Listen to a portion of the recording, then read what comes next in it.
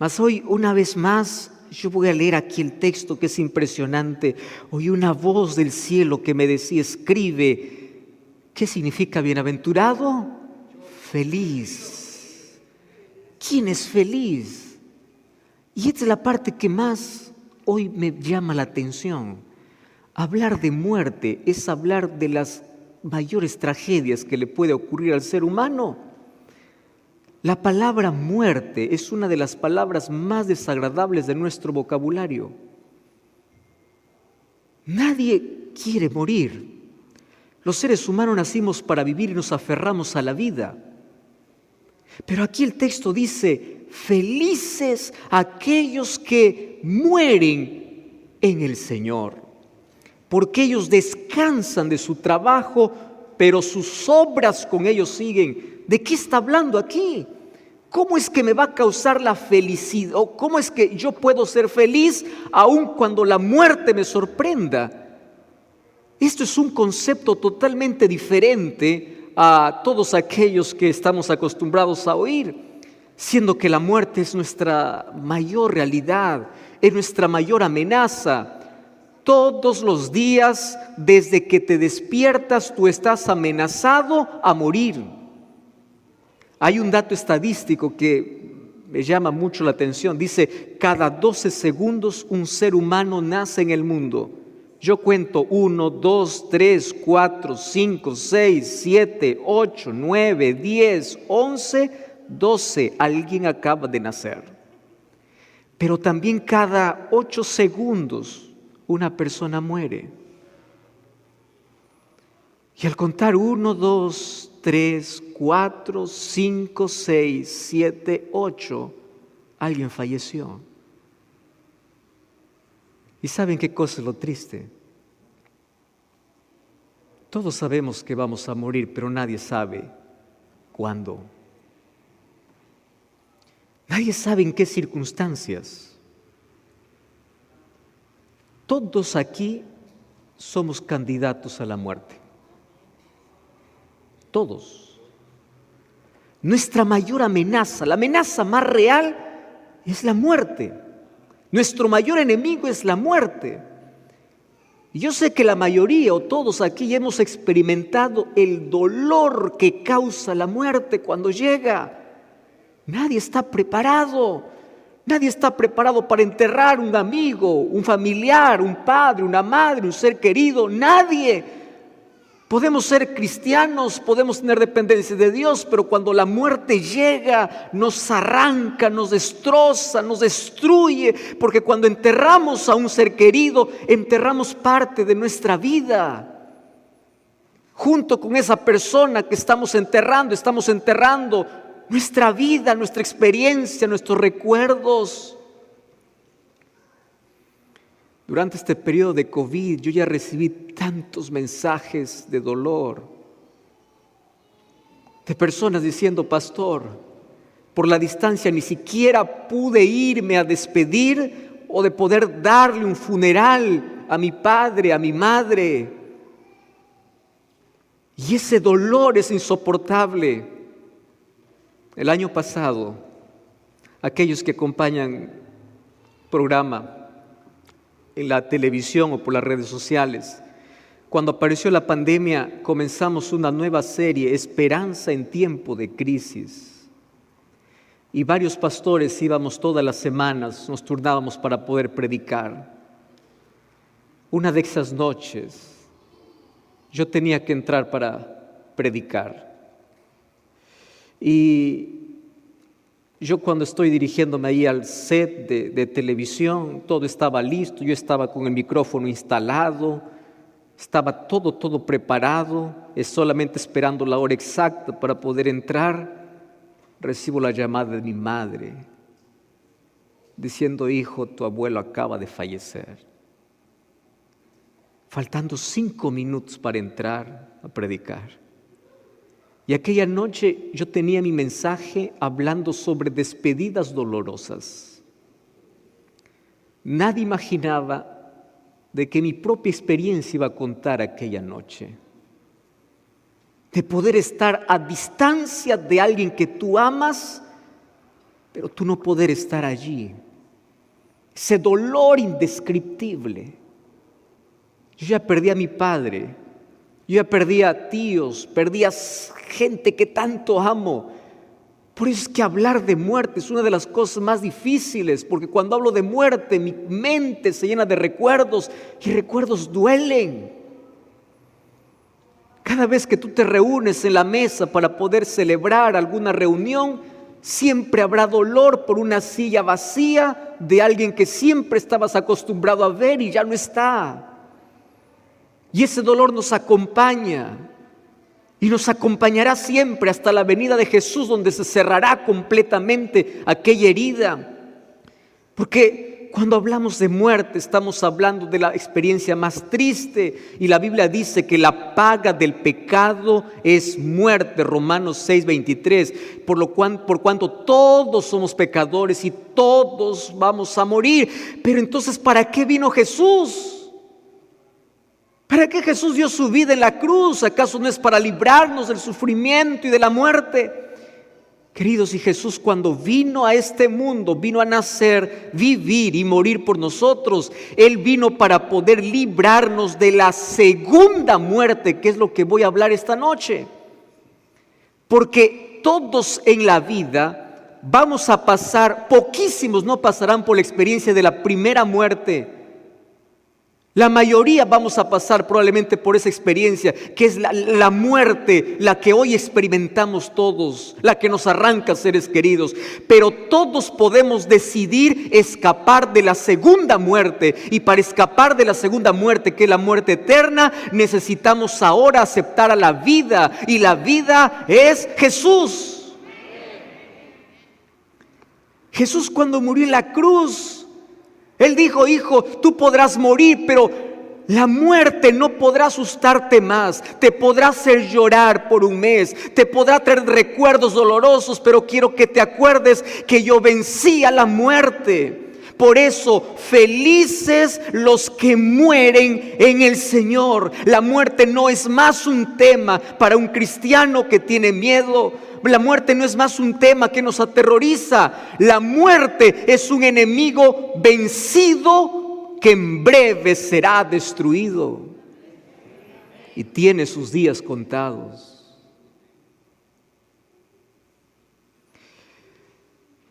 Para algunos, la muerte es una pausa y para otros es un punto final. ¿Cuál es la diferencia? La diferencia es aquel que está en el Señor y aquel que no está en el Señor. Si todos vamos a morir, entonces tenemos que vivir con la perspectiva de cómo vamos a enfrentar la muerte. ¿Qué va a ser la muerte para mí? ¿Una pausa o un punto final? Y saben que el apóstol Pablo lo entendía tan bien cuando él decía: para mí el vivir es Cristo y el morir es ganancia. Porque si yo vivo para Jesús, la ganancia es la recompensa, la vida eterna. Si yo vivo para Jesús, la muerte no me asusta más. Yo descanso de mis actividades, pero la recompensa está asegurada. Pero hay un asunto que todos tenemos que comprender. Todos los seres humanos sí tenemos temor a la muerte, aun cuando sabemos que está vencida. ¿Y por qué hay miedo a la muerte? Y esta noche yo quiero hablar sobre un asunto que probablemente para muchos va a despertar algunas preguntas, para otros voy a responder algunas dudas que tenía. Porque saben que cuando hablamos de la muerte es uno de los temas más controversiales en todas las religiones del mundo. Por ejemplo, para el Islam, la muerte es apenas la entrada al paraíso. Hablemos, por ejemplo, para el espiritismo dice que la muerte no es un final, la muerte es apenas trasladarse a una nueva etapa, a una nueva esfera, aquellos que creen en la reencarnación. O sea, tú tienes que ser bueno ahora y de acuerdo a eso, cuando mueres, eso tienen las religiones orientales, te vas a reencarnar. Y el espiritismo en toda su gloria, que hoy está siempre colocado dentro de las diversas películas, y hay gente que más cree películas que la Biblia, por lo menos dentro del mundo cristiano se infiltró y hoy está tan arraigado en la idea de la muerte, de que la muerte en sí no es la muerte del ser humano. La muerte es apenas un traslado a una esfera diferente. Por eso incluso dentro del mismo cristianismo existen diversas teorías de la muerte. Cuando uno muere, algunos piensan que van para el cielo, por eso es que oran para aquella persona que fue al cielo, o lamentan porque está en el infierno, creen que ha ido al purgatorio, en fin. Pero cuando voy a la Biblia, encuentro el concepto más claro, más nítido, más limpio. Y la Biblia dice que cuando el ser humano muere, deja de existir, que el cuerpo vuelve a la tierra y el soplo de vida. ¿Y qué es el soplo de vida? Es la respiración, vuelve a Dios. No es que algo sale de mi cuerpo deambular, no es que yo puedo comunicarme con alguien que ya falleció, no. Y la Biblia dice que la muerte es considerada para aquellos que están en el Señor como un sueño. ¿Pero por qué como un sueño? Porque aquel que duerme puede despertar. Y ese despertar, la Biblia lo llama resurrección. Entonces, cuando un ser humano deja de existir, acabó sus pensamientos, acabó sus actividades, no más se puede comunicar, no podemos hablar, no está disfrutando, no está sufriendo, simplemente está durmiendo. Es dormir sin soñar. Entrar en un estado de inconsciencia. Y muchos pueden decir, pero usted está loco, porque la Biblia incluso habla de que hay personas que están sufriendo, tomando allí algunos textos. Y hoy quiero explicar ese asunto. Primero, yo quiero afianzar el concepto de la muerte como un sueño. Vamos al libro de Primera de Reyes, capítulo 2, versículo 10. Vamos a tomar un texto del Antiguo Testamento y luego un texto del Nuevo Testamento. Primera de Reyes, capítulo 2. Versículo 10, miren lo que dice aquí. Primera de Reyes 2:10 está hablando, David comienza hablando para su hijo Salomón, y después de poder darles instrucciones, el versículo 10 dice así: y durmió David con sus padres y fue sepultado en su ciudad. No dice murió. ¿Qué cosa dice la Biblia? Durmió. ¿Cómo es considerada la muerte en el Antiguo Testamento? Como alguien que está durmiendo. Ah, pastor, pero eso es en el Antiguo Testamento. Entonces vayamos al Nuevo Testamento, ¿qué les parece? Hechos capítulo 7, versículo 60. Miren lo que dice el libro de Hechos. Hechos capítulo 7, versículo 60. Dice así. Ahora vamos a hablar sobre Esteban. Puesto de rodillas, clamó a gran voz y le dijo: Señor, no lo tomes en cuenta este pecado. Y habiendo dicho esto, ¿qué cosa dice la Biblia? Durmió o murió. Pero en muchas versiones aparece como alguien que duerme. O sea, aquí la muerte considerada como un sueño. Por eso Eclesiastés 9, 5 y 6 dice: los vivos saben que han de morir, pero los muertos nada saben. Job capítulo 7, versículo 9 y 10 dice: aquel que muere ya no puede alabar al Señor, aquel que muere ya no puede estar haciendo nada, aquel que muere no puede volver a su casa. Pero infelizmente, aquí voy a hablar un asunto que realmente choca y causa tanto dolor escuchar. Porque el primer sermón que dio Satanás en el jardín del Edén tuvo que ver con la inmortalidad del alma. Pastor, ¿y qué cosa significa inmortalidad del alma? La primera mentira de Satanás para Eva fue así: no moriréis. Dios le dice para Adán y Eva: el día que ustedes coman de este fruto van a morir. Viene la serpiente y dice: no moriréis. ¿Qué cosa le está diciendo? Ustedes son inmortales. Pero a partir de ese pensamiento de la serpiente en el Edén, se comenzó a crear una filosofía que fue primero desarrollado por las culturas paganas, pero luego fue adoptada por el cristianismo.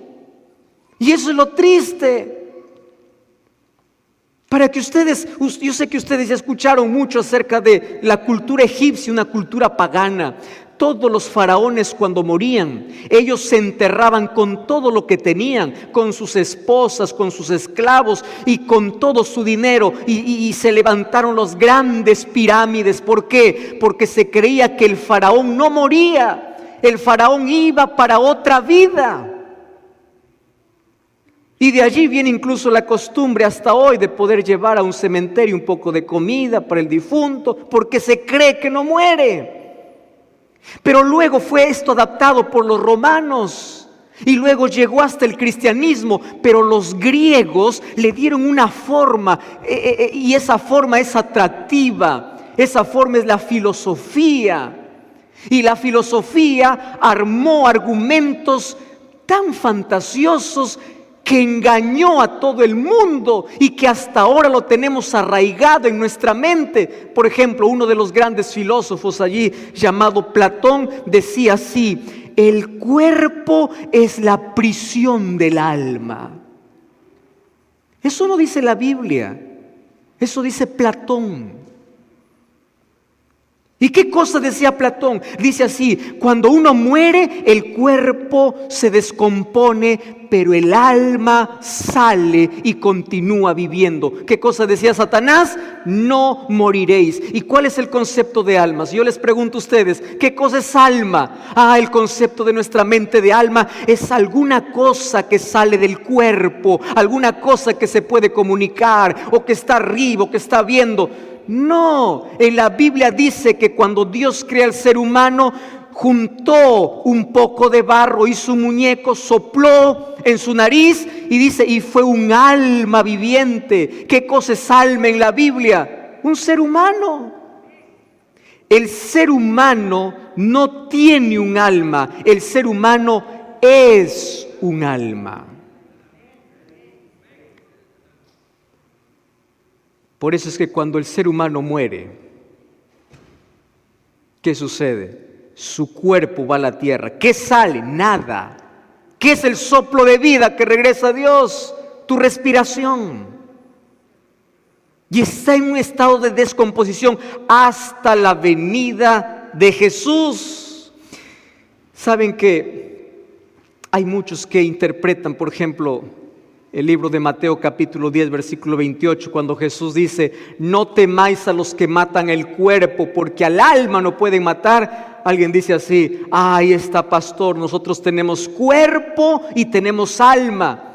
Pero cuando nosotros estudiamos un poco allí la Biblia de más de cerca, como ya les dije anoche, para estudiar la Biblia no hay que quedarnos en la orilla, hay que profundizar, y encontramos que alma, en el idioma original que se escribió, que es el hebreo y el griego, ustedes no necesitan, pero necesitamos investigar algunas palabras. Alma significa vida, persona o mente. Yo quiero que repitan conmigo esas tres palabras. ¿Qué significa alma en el idioma original? Vida, persona o mente. Entonces, cuando habla de alma, puede hablar de la vida, puede hablar de persona y puede hablar de la mente. Por eso es que el apóstol Pablo decía que Dios os santifique cuerpo, alma y espíritu. Está hablando de las áreas del ser humano. Que Dios purifique tus sentimientos, que Dios purifique tu mente, que Dios purifique tu cuerpo. O sea, que Dios te purifique por completo. No está diciendo que tienes un alma fuera del cuerpo. Y eso nos lleva a otro concepto peligroso. Cuando Jesús dice: no tengan miedo a los que matan el cuerpo, porque al alma no pueden matar. ¿Saben lo que está diciendo Jesús? No tengas miedo si alguien te mata, porque alma, ¿qué significa aquí? Vida. O sea, la vida eterna no te pueden quitar. Tú tienes que tener miedo a aquel que puede quitarte la vida.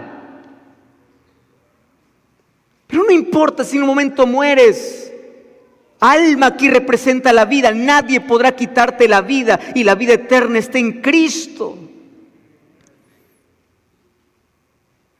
El libro de Apocalipsis capítulo 6, Versículo 9 y versículo 10 habla que almas claman debajo del altar. Y este es otro texto que por allí se interpreta mal. Y dice, mire pastor, aquí dice que las almas están clamando. Eso significa que el ser humano tiene un alma y las almas están clamando. Déjenme explicarles así de manera breve lo que está diciendo Apocalipsis 6. Ustedes saben que el libro de Apocalipsis es un libro profético. Y un libro profético tiene la característica de usar muchos símbolos. Y los símbolos no tienen que interpretarse de manera literal. Les voy a hacer un ejemplo. Apocalipsis habla de 4 jinetes. Y dice que uno de esos jinetes llevaba la muerte. O de 4 caballos con 4 jinetes. Y uno de esos jinetes era la muerte. Pregunto, ¿eso hay que mirarlo de manera literal o de manera simbólica? Simbólica. Entonces, cuando habla de almas debajo del altar, vamos a ver qué está diciendo aquí la profecía. Está tomando una imagen del Antiguo Testamento. ¿Qué sucedía en el Antiguo Testamento? En el Antiguo Testamento había un sistema de sacrificios donde se sacrificaban corderos que representaban a Jesús. Y la sangre de esos sacrificios, ¿saben a dónde caía? Debajo del altar. La sangre de los sacrificios que se realizaban todos los días. Entonces, para Juan la idea estaba clara. ¿Mas qué significa estas almas que claman? ¿Recuerdan ustedes cuando Caín mató a Abel? Dios le dice a Caín en Génesis capítulo 4, versículo 9 y 10, la sangre de tu hermano clama. La pregunta es, ¿la sangre de Abel clamaba? No, era un lenguaje simbólico diciendo, Caín, yo sé lo que hiciste. Y en Apocalipsis aparece, las almas están clamando, es porque Dios está trayendo justicia y Él está diciendo, yo sé cómo ellos sufrieron, yo sé lo que ellos están esperando y ellos están esperando el momento de la justicia divina. Entonces allí no podemos interpretarlo de manera literal, sino de manera simbólica. Cuando encuentres en la Biblia, le salió el alma, está refiriéndose persona, vida o mente. Pero la filosofía hoy ha entrado tanto dentro de muchas iglesias. Y en lugar de Biblia se habla mucho de filosofía. Hoy se ha reemplazado la teología por la filosofía. Hoy se ha reemplazado la Biblia por las películas.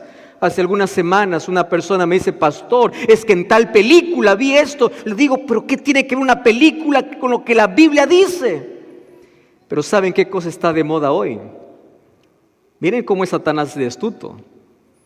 Satanás no se contenta solamente con sembrar a través de las películas o de diversas series el concepto diferente de la Biblia.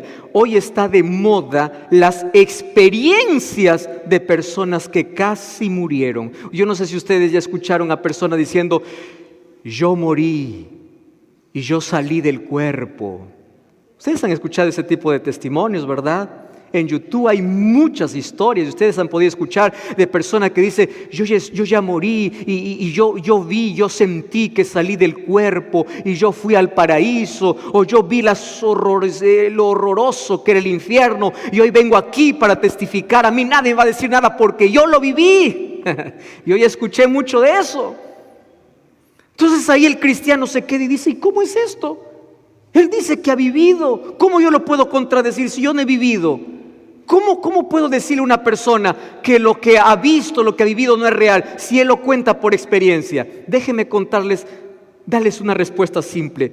Ustedes saben que hoy la medicina o los médicos incluso nos ayudan a responder esa pregunta. Cuando alguien venga así con la historia, yo viví, yo morí y cuando estuve muerto yo sentí que salí de mi cuerpo, cuando estuve muerto yo me vi desde arriba. O hay inclusive libros hoy de personas que dicen que estuvieron muertas y vieron. ¿Saben cuál es la explicación? Esas personas en sí no murieron. Y les voy a decir por qué. Ustedes saben que hay un médico ustedes pueden inclusive esto colocar allí, pueden tener más información. El doctor Jacques Provenza, él es tiene doctorados en ciencia de la medicina y también de la religión. Y él hizo un estudio interesante. Quiero que presten atención a este estudio. Esto no estoy hablando aquí de religión, estoy hablando de la ciencia, cómo nos ayuda a comprobar lo que la Biblia dice. Miren lo que dice este doctor. El doctor dice así: él hizo no es un experimento, un estudio de qué sucede con las personas que van a morir. Y comenzó a estudiar el comportamiento, y ustedes saben que nosotros tenemos una máquina tan perfecta que ningún ser humano puede igualar, y eso se llama cerebro. El ser humano puede inventar la máquina con mayor tecnología, pero la mejor máquina de este mundo no podrá ser ni el 10% que tu cerebro es capaz de hacer. Ustedes saben que su cerebro puede fabricar imágenes. Ustedes saben que su cerebro puede hacerles ver cosas que no existen. Es posible. Y ahora les voy a explicar un asunto. Ustedes saben por qué las personas que se drogan sienten que están en otra esfera. Eso se llama una alteración, ¿dónde? En el cerebro. ¿Qué cosa sucede con una persona que va a morir? Cuando una persona va a morir, existe una alteración en el sistema nervioso central. Y muchas veces esas alteraciones provocan ilusiones y alucinaciones.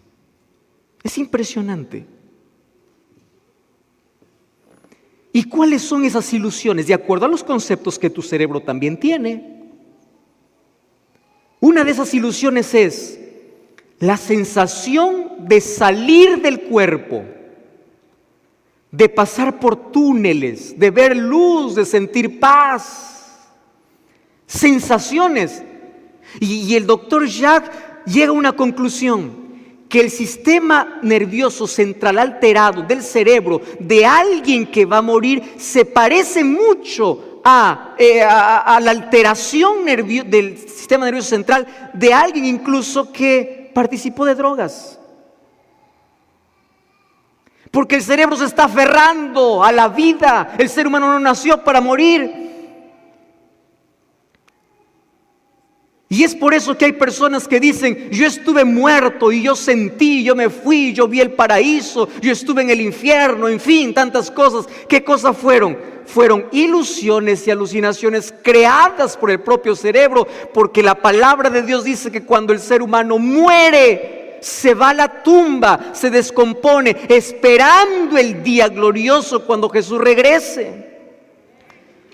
Pastor, ¿y cómo yo contesto a una persona que dice: es que yo escuché a mi abuelo hablar que ya murió, es que yo vi la figura de mi padre, es que yo soñé y abrí los ojos y lo vi, y ustedes saben que hoy está de moda las sesiones espiritistas?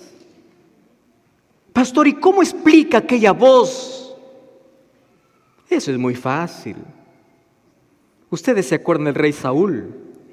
El rey Saúl un día estaba desesperado y fue allí para poder consultar a Dios, y cuando Dios no le respondía, él dijo: yo quiero hablar con Samuel. Y como Samuel ya había muerto, dijo: voy a buscar a una bruja, a una pitonisa, a alguien que tiene contacto con los demonios, y le dice: quiero ver a Samuel. Samuel ha muerto, pero yo quiero verlo. Y ella le dice: está bien. La pregunta es: ¿lo que vio Saúl fue a Samuel o fue un espíritu de demonio? ¿Cómo me comprueban eso? ¿Cómo me comprueban? ¿Cómo me comprueban que no fue Samuel quien habló con Saúl? Por un solo texto bíblico. Y ese texto bíblico está en Primera de Crónicas 10:13.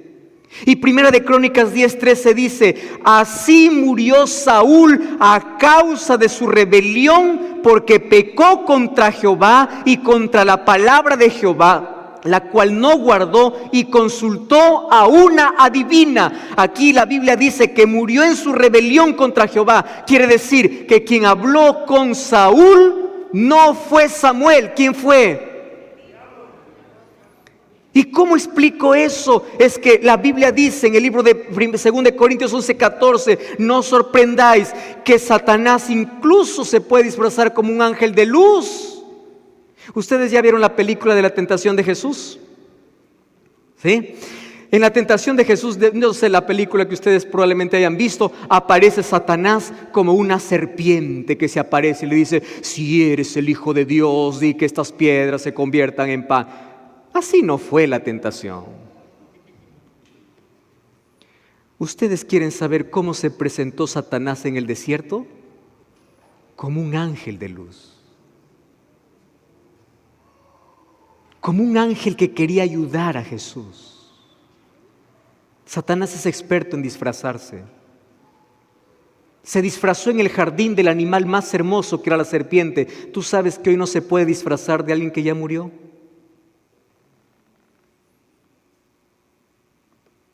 La Biblia es clara.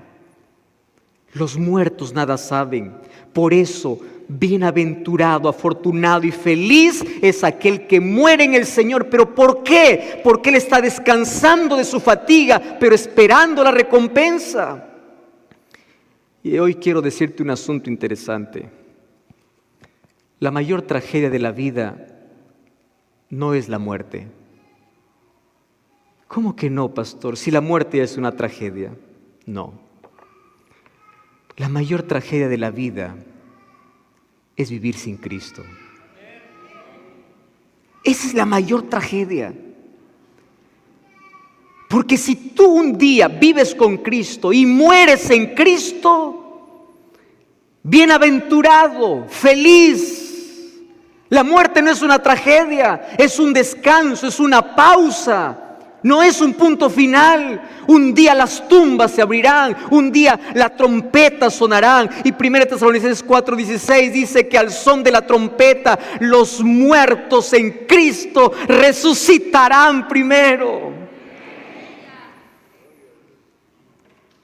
Y yo aguardo, yo espero esa resurrección, yo espero abrazar a mi padre, espero abrazar a mis abuelos, espero abrazar a mis familiares, espero abrazar a mis amigos. Y si un día yo muero, yo quiero que mi tumba se abra, pero para que la tumba se abra, yo necesito morir en Jesús. ¿Y qué significa morir en Jesús? Que mi vida esté entregada a Él, que mi vida esté aferrada a Él, porque mi garantía no es los títulos que voy a tener en la pared. Mi garantía no es mi cuenta bancaria en el banco. Mi garantía no es la riqueza, el poder o la fama que yo pueda tener en la vida. Mi garantía no es nada de lo que este mundo me da. Mi garantía de vida se llama Jesucristo. Él es la vida. Si mi vida está en Él,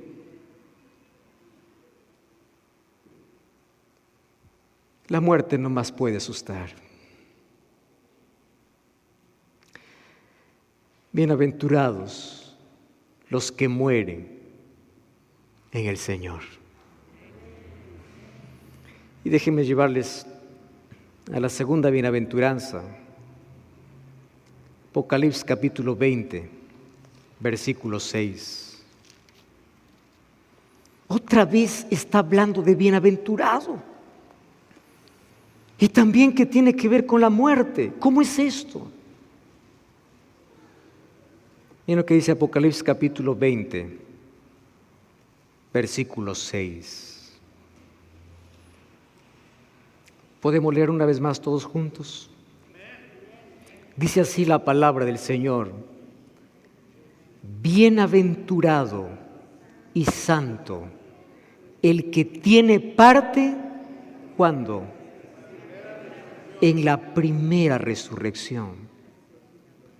La segunda muerte no tiene potestad, sino que serán sacerdotes de Dios y de Cristo y reinarán con Él 1000 años.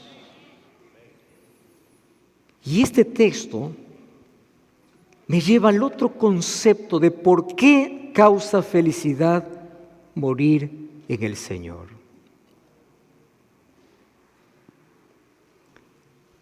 Porque el libro de Apocalipsis me habla con más claridad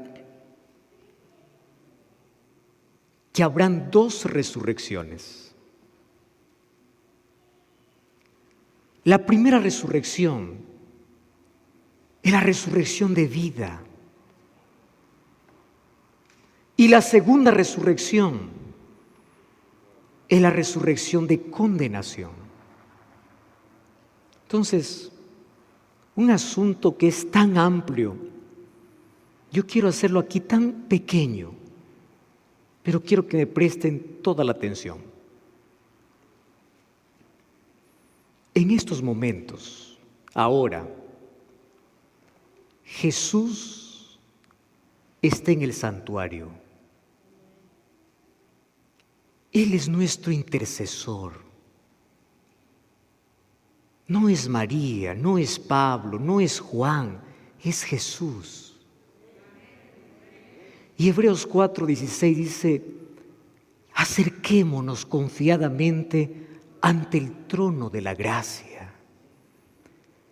Mientras Jesús está en el santuario, hay gracia. ¿Y qué cosa es gracia?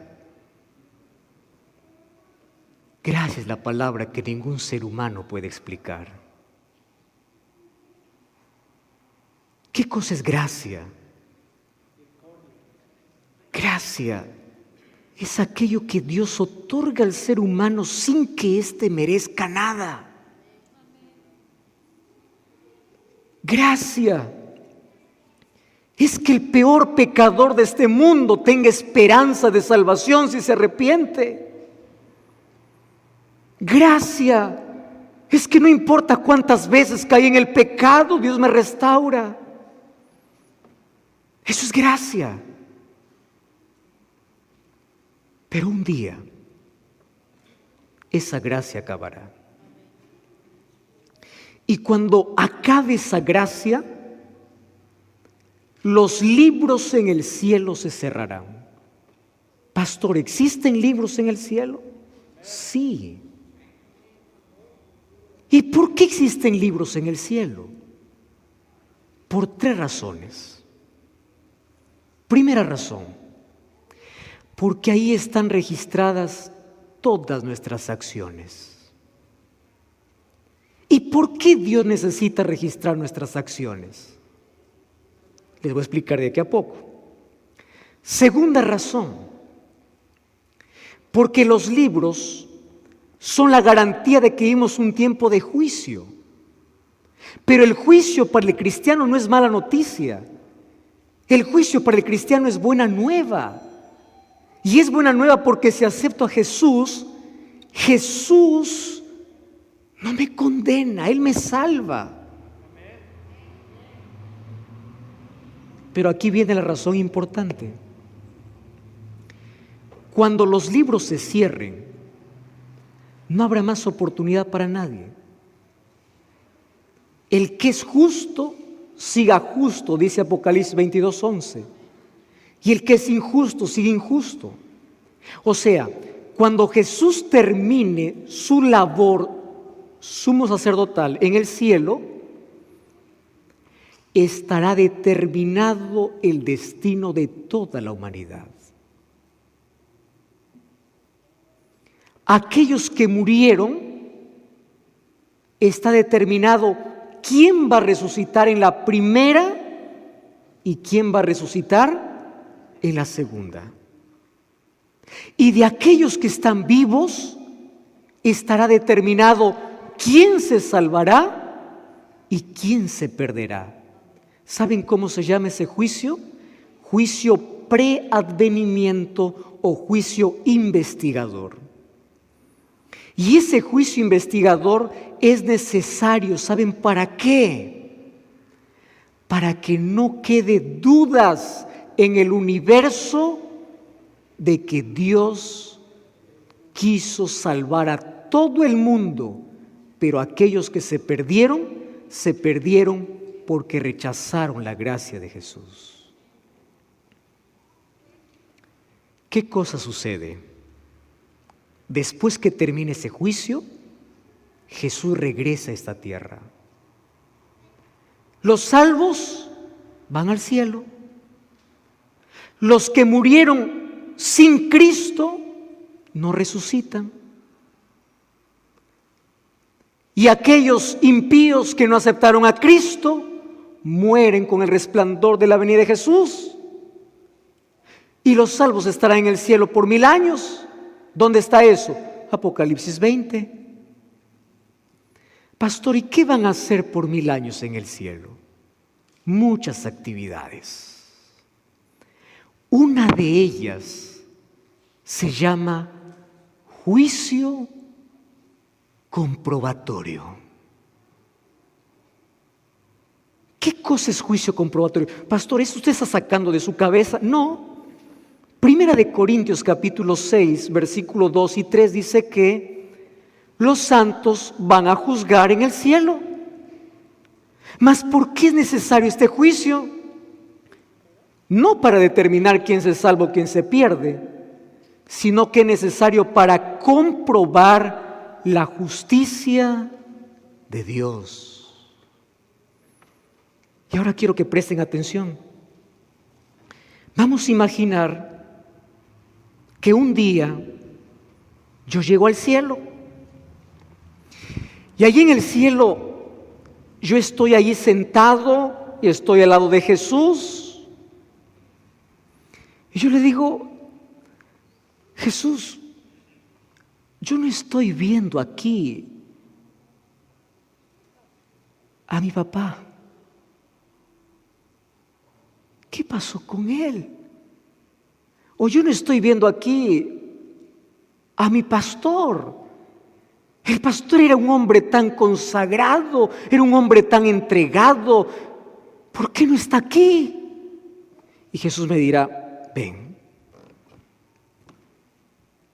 abre el registro de ese pastor que yo pregunto, y ahí en ese registro estará todas las oportunidades que Dios le dio para salvarse, pero él insistió en el pecado y finalmente se perdió. Pero de ahí voy a Jesús y le digo: Señor, yo no lo puedo creer que este hombre malo esté aquí en el cielo. Toda la vida fue malo, maltratador, fue un borracho, hizo todo. ¿Cómo es posible que esté aquí en el cielo? Y él me dirá: ven aquí, nuevamente te voy a mostrar el registro. Bueno, pero él no registro, pero ¿cómo voy a saber? Resulta que este hombre malo finalmente se arrepintió. ¿Recuerdan del ladrón en la cruz? Se arrepintió y por la gracia de Dios llegó al cielo. Entonces, el juicio comprobatorio es para comprobar ¿qué cosa? La justicia de Dios. La eternidad comenzará sin ningún rastro de duda. Y eso es maravilloso. Después de 1000 años, la nueva Jerusalén desciende del cielo. ¿Quiénes resucitan? Todos los perdidos. Y el libro de Apocalipsis dice que ellos son como la arena del mar. ¿Y saben qué cosa quieren hacer? Guerra contra la ciudad que está descendiendo. Pero en ese momento ocurre una cosa extraordinaria. Toda la humanidad pasa por su mente y ve como una película toda la historia de su vida y las oportunidades que Dios le dio para arrepentirse, y siempre rechazó y finalmente todos los impíos se postrarán, se arrodillarán delante de Dios y le dirán: tú eres justo, nosotros merecemos el castigo. Y es en ese momento que descenderá fuego y azufre del cielo para poder acabar con Satanás, sus ángeles y todos aquellos que se aferraron no a Jesús, aquellos que despreciaron las oportunidades. Yo quiero decirles, queridos, que el fuego nunca fue diseñado para los seres humanos. El fuego de la destrucción final fue determinado para el diablo y sus ángeles. Pero muchos serán echados en ese lago de fuego No me digan porque fueron grandes pecadores, no, sino porque rechazaron la gracia de Jesús. Y esta noche yo quiero traerte esperanza y quiero decirte lo siguiente: nadie se perderá por haber caído. Nadie se perderá por ser un grande pecador, porque el cielo estará lleno de grandes pecadores arrepentidos. Pero ustedes saben que el lago de fuego también estará lleno de pequeños pecadores que rechazaron la gracia de Jesús. Personas que dicen: yo soy bueno, yo no hago nada malo, yo no maltrato a mi esposa, pero yo no quiero nada con Jesús. Nadie llega al cielo por lo que hace o no hace. Llegamos al cielo por la gracia de Dios. Pero eso nos trae una responsabilidad de que todos los días necesito estar con mi Jesús, porque si un momento la muerte me sorprende, feliz seré si muero en el Señor. Feliz seré si es que yo resucito en la primera resurrección, que es la resurrección de los justos.